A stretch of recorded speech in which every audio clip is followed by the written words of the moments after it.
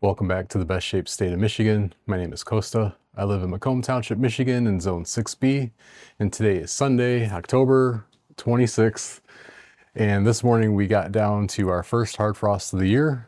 We actually hit freezing. We dropped down to 32 for an hour or two. We were pretty much at 33 for most of the morning. So first hard frost. Tomorrow we're supposed to get down to about the same, somewhere like at 34 or 36 degrees. But then for like the next week or so, we're supposed to be only down to 40 for about 7 to 10 days. So that's kind of usually how it goes here. We get like a soft frost and a hard frost, and then we kind of level out. But we're a week away, or basically we're 5 days away from Halloween now, and that's pretty accurate for us. We usually have our last hurrah here the week of Halloween, and then as soon as Halloween ends and November 1st comes, it's like a wall. So I already know too, this is pretty much the end of it for us.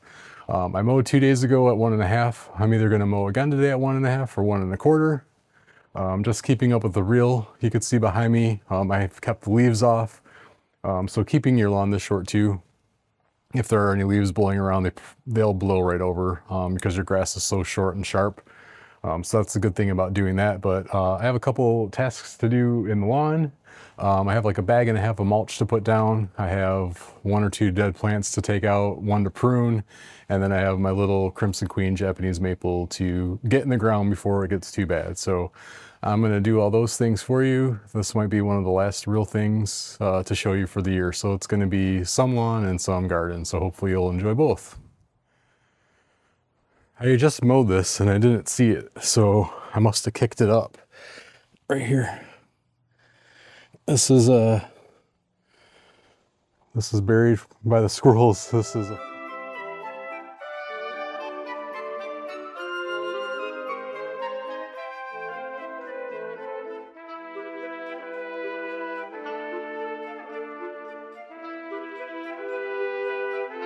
it's looking like at 1.25.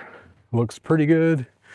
You can definitely see the washboarding, and it is because it's so thick. I did just mow it 2 days ago, but I wanted to drop it down another 1/4 inch just in anticipation of not being able to mow. I know we're not supposed to get any rain, but because we are in the thick of fall and the week of Halloween, like anything could happen. And again, you know, Mother Nature does always win. So we could definitely get a rainstorm that we're not expecting in the fall. That's just kind of how fall goes here. So and if not, I'm at least cut. And if I don't need to cut now for 2 or 3 days, I can wait 4 or 5 days. It's not going to be a big deal. So this is 1.25. Just these 2 strips are 1.25. The rest of it over here is 1.5 from Friday. Today is Sunday. So that is how it's looking here. So yeah, you can see the washboarding. I don't mind it.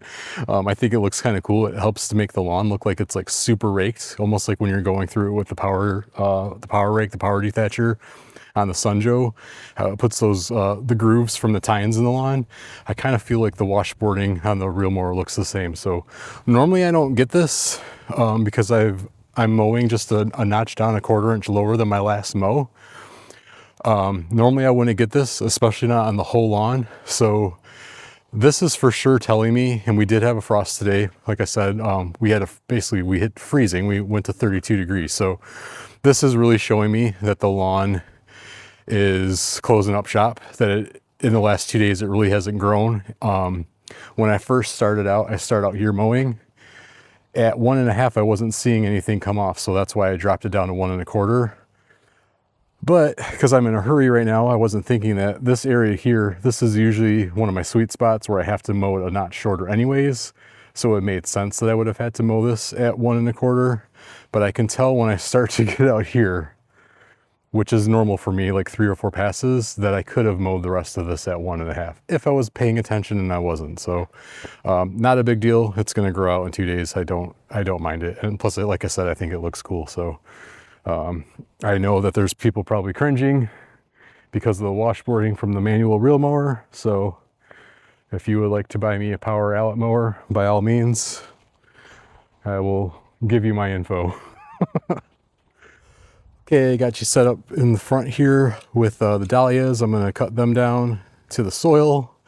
I believe that's correct for now anyways. I know they're not going to bloom And then this blue spruce globosa, I am going to cut off the damaged branches with the needle fungus. Today I just have a pair of Fiskars. This is from this season of use, so these are definitely going to need to be cleaned up.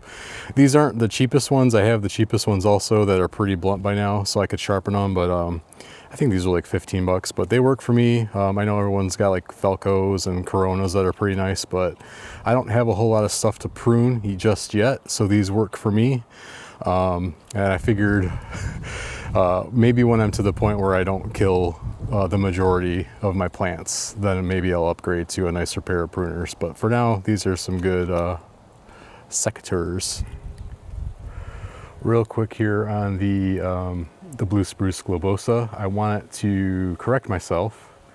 So this has what is called Phomopsis blight, and I will spell it for you because it's spelled with a PH. PH like fat, PHAT, no. Phomopsis blight. So originally I thought it was Cytospora canker, and I went up to Wiegand's yesterday for something completely unrelated. Lily was there at the help desk. She wasn't busy, and I was like, hey, I got this picture, and I showed her, and as soon as I was explaining it to her, but as soon as I showed her the picture, she said Phomopsis blight immediately. So, and she said because of it being too wet, and I was like, yeah, this area is pretty wet. So Phomopsis blight, I'm definitely going to lose the branches and the needles that are already white. Like the stuff that's already dropped is never coming back. The stuff that's white that I'm going to come off is never going to come back. But it sounds like I won't lose the plant completely. I'm also going to trim off the one on my other blue spruce. I'm actually going to trim that one first, so I'm not transferring any kind of worse fungus from the one to the other. But I am going to cut these off, and I did want to correct myself because I was wrong. So my research, I guess I wasn't far off though. So I guess Cytospora canker is similar, but when she saw this, she knew for certain that it was Phomopsis blight. Okay, I hope this is going to show up on camera here. So I just cut off this branch, and this was at the very bottom, but when I was doing this and I was lifting up some of the branches, I'm hoping this is going to pick up here. This blue spruce is not rooted into the ground here. Let's see if this will show up here. Can you see this movement here? I'm assuming that is not good. Let me take this off and zoom in. Let me zoom out, zoom in. You should be able to see that. So I'm worried about that now.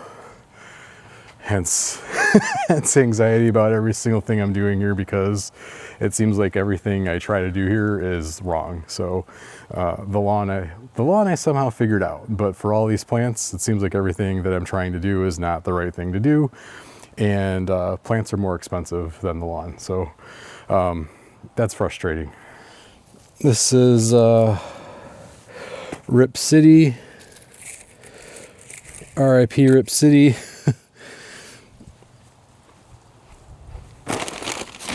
And then Fairway Spur here with the two tubers that at least had foliage, but that was about it. So one down, and the other. So this is, from my understanding, what I'm supposed to do.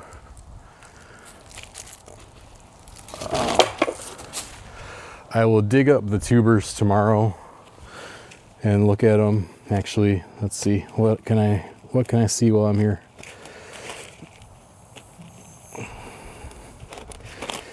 I have a feeling that these do not have enough room in these pots. Oh boy. Oh wow. Oh man. So yeah, that's the one, and the other one's in here somewhere. So that's going to be for later. So for now, I'm going to trim all this crap off because this tree's half dead. I'm not even touching some of this stuff, and it's just falling right off. So this whole branch, bye-bye. This is a shame. And again, I'm just learning, so there's a good chance that this whole plant is going to be just a loss and thrown out at some point. But for now, I can at least learn something here and pruning.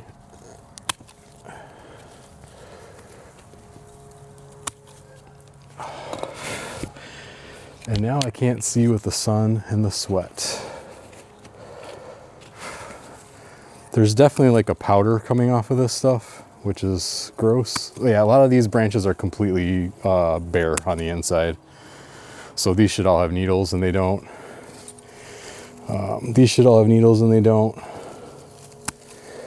So I guess this one works more from the inside out.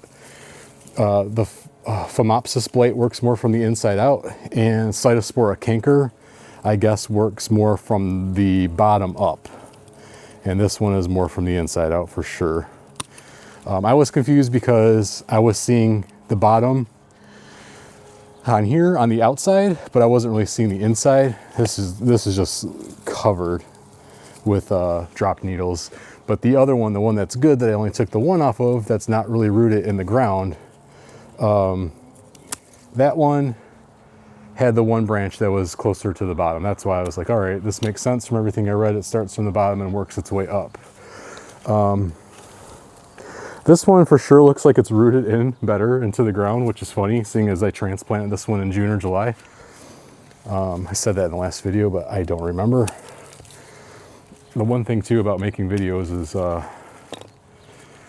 I definitely don't have time to watch what other people are doing anymore to try to learn, even though like I'm asking for help and questions, but I pretty much only have time to make my own videos now and to edit them and create the thumbnails and do all that stuff. So it is a different world. I mean, I've been a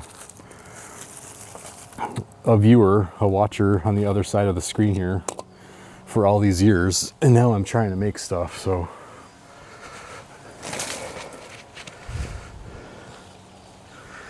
but that's the goal for 26, is to definitely create more than I consume in all things, not just with this, but I want to get back into my design, my graphic design, and my art, because I've really kind of let that go because I got so frustrated with it about a decade ago.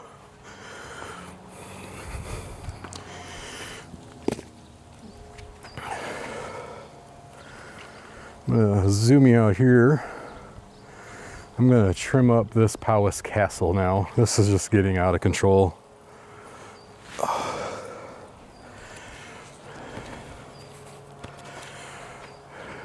This, the Tigers hat I'm wearing here is 19 years old. This is from 2006 when they went to the World Series and I was convinced they were gonna win. And they did not. And then I don't remember what year it was when they went back. Well, actually they didn't go back. They did go back one other time, but that's not the time I was talking about. I'm talking about when they played the Red Sox for the AL East championship for the pennant. And they let up a grand slam to Big Papi David Ortiz. And I think everybody that was watching the game knew that that was going to happen.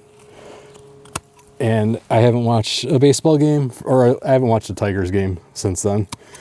I am still a huge Cubs fan. I became a Cubs fan and a Tigers fan at the same time in 1987. Probably like a lot of people, thanks to WGN.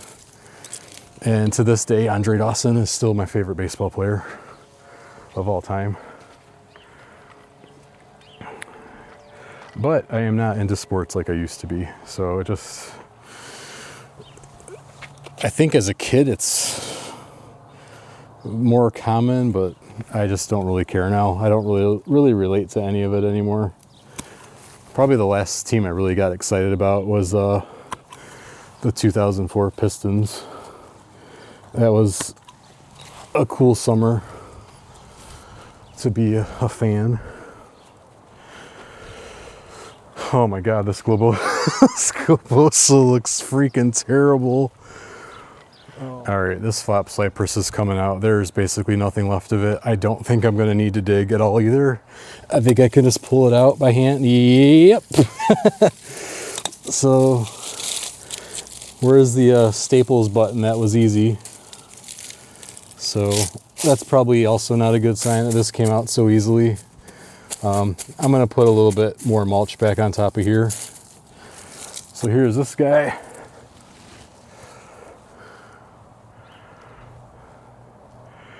I just don't think that was worth saving for the little bit of green here. The other one is pretty much done too, but I'm just gonna leave it. Oh, you can't see it in the frame. It is right back there, right there. So I need a little mulch here. I need a little mulch here. And I'm gonna put the maple in next. I'm gonna put Crimson Queen in this hole. If it dies, it dies. Like Drago said, if he dies, he dies. So if this dies, it dies. Japanese maple was 20 bucks at Walmart. So Crimson Queen, that's coming up. Recording everything makes everything take twice as long as it normally would. I'm probably gonna have to discard some of this soil because I don't have anywhere to put it.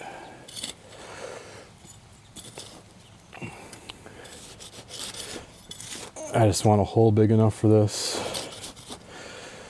I did amend this earlier in the year when I put the Garden Ghost Artemisia in here that died in a day.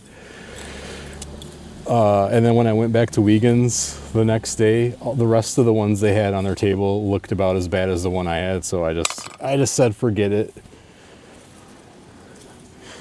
All right, so here comes this guy. This is still the pot from the nursery. Well, from Walmart. I guess that's the nursery, but pretty wet, actually. I'm surprised how wet this is. All right, got the biotone.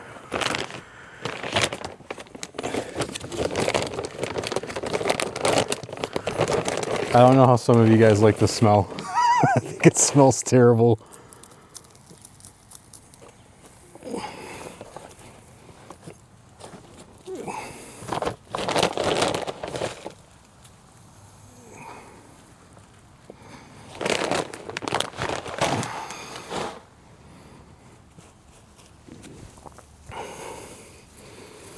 My apologies to anybody watching this and cringing about how I'm doing this.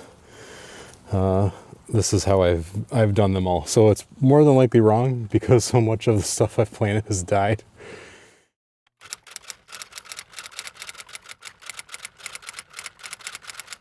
One more thing I wanted to show. I have a little craft stick or popsicle stick here. I either have these or like giant kebab skewers that I use. And this is what I use to try to get the air holes out. Just kind of go around, especially at the circle of the hole. So this is going to help anything kind of fall down into the hole.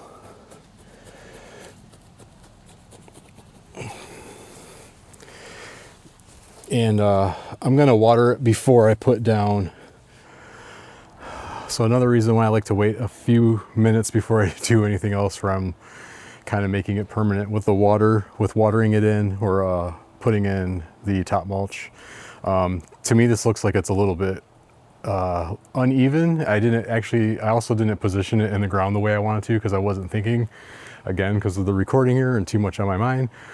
So I really want this to have the branch that's going to the right to to face the camera, to be pointing towards us here. So it'll eventually droop over the lawn. If it ever gets there. I mean, I'm probably going to move this again at some point. So, but I can also tell that it's leaning back towards the house. So I'm going to try to reposition that a little bit. It definitely looks straighter. It's got like more of a lean. I'm happy with that. The one forgotten plant of the year, Sun Sparkler Sedum, Dream Dazzler. This has been in this pot behind my Amsonias since April, and clearly the roots are growing through the pot.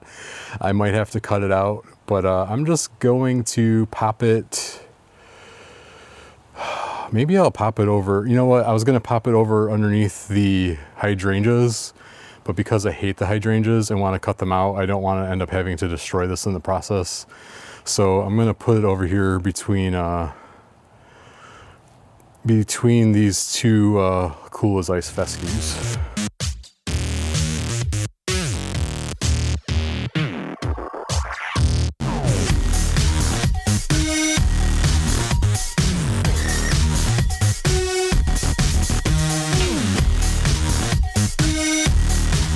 This is my favorite mulch.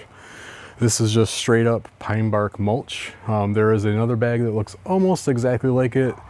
I don't remember if it's purple or if it's more brown, but they are pine bark nuggets and they are not small like this. So I usually get this at Menards. I can't remember if it's $3 a bag or $4 a bag. And then with the 11%, I forget what that is off. Can't think right now. But I know you can find this everywhere else around me. I know Wiegand's has it. I know English Gardens has it. The pine bark mulch at Home Depot is definitely not the same. I don't recommend theirs. But I think Wiegand's and English Gardens have the exact same pine bark mulch. Unfortunately, I think theirs is at least double the price. I want to say they're like at least $8 a bag, if not more. So unfortunately, that is the one negative, although I do try to support the small businesses whenever possible. So I'm just going to get into it here and rip this bag open. I have like 3 more bags of it, but I've had this one stored outside, so I want to use this first.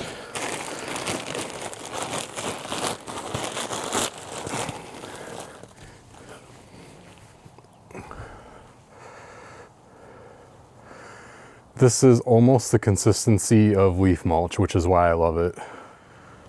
Okay, going to try to clean up the foliage from this allium.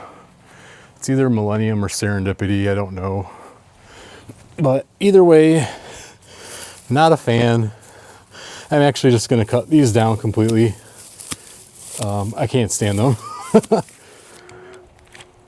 Little Brutus the Barber beefcake action here.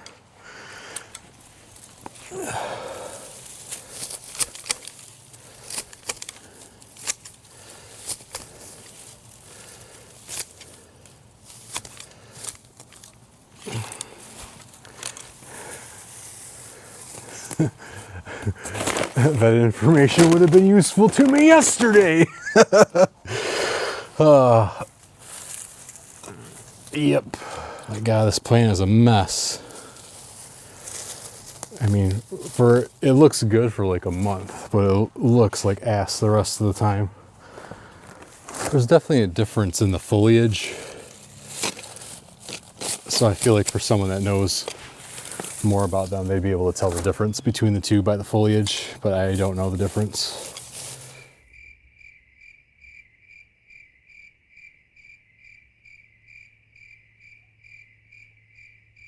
This Palace Castle Artemisia, the wormwood, this is probably my favorite smell in the garden. The one time I was in Yosemite in California, I feel like everything out there smelled like this, even though it was probably from junipers and cedars, but I love the smell.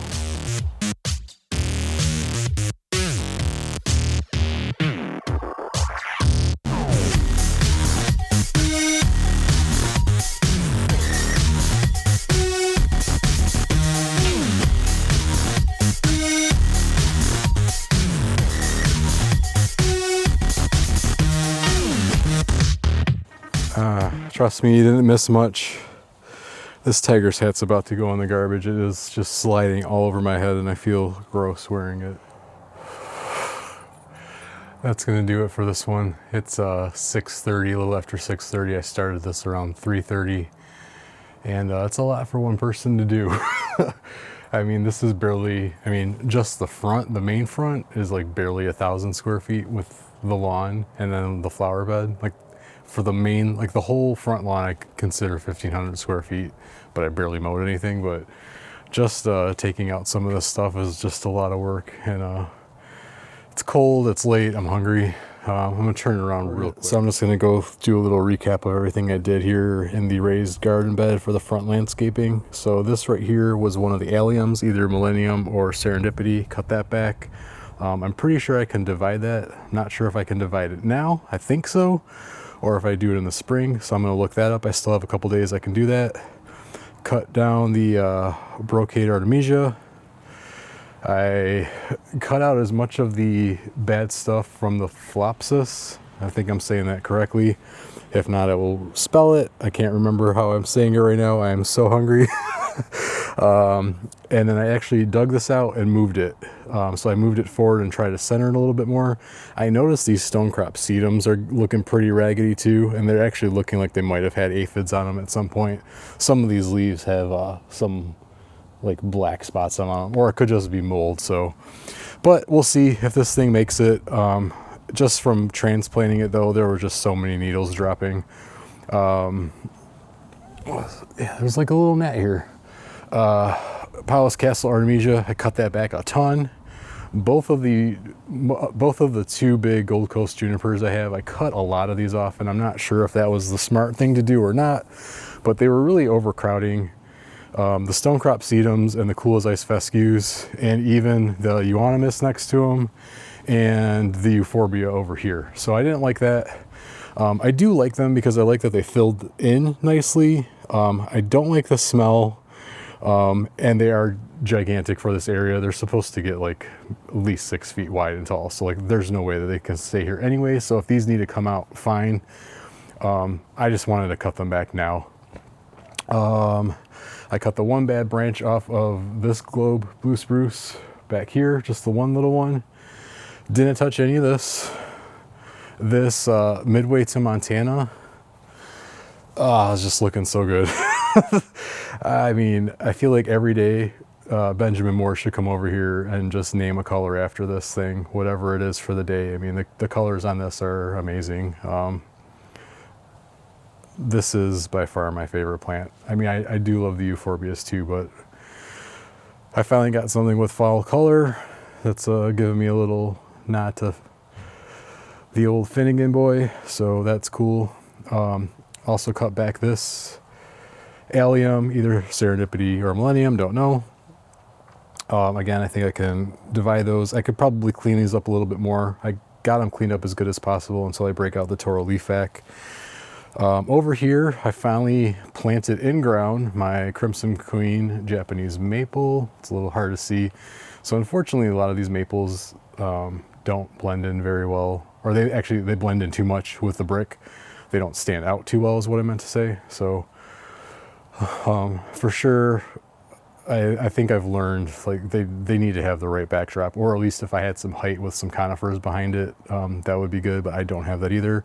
I got the Sun Sparkler Dazzler finally in the ground. That was in a pot all year. So Telly's did a good job on that one. So actually I bought 3 from Telly's and one of them died immediately. I don't know what was up with that. And I think it was just didn't have good roots on it. So anyway, I dug out this flop false cypress over here, just cleaned it up, and then I put down a bunch of fresh mulch everywhere. For that, I can clean this up a little bit better, but like I am just super tired and exhausted. Tomorrow's another day, so I might be able to come out here a little bit. I'm finding a couple things I left around, but that's it. Good night from Michigan.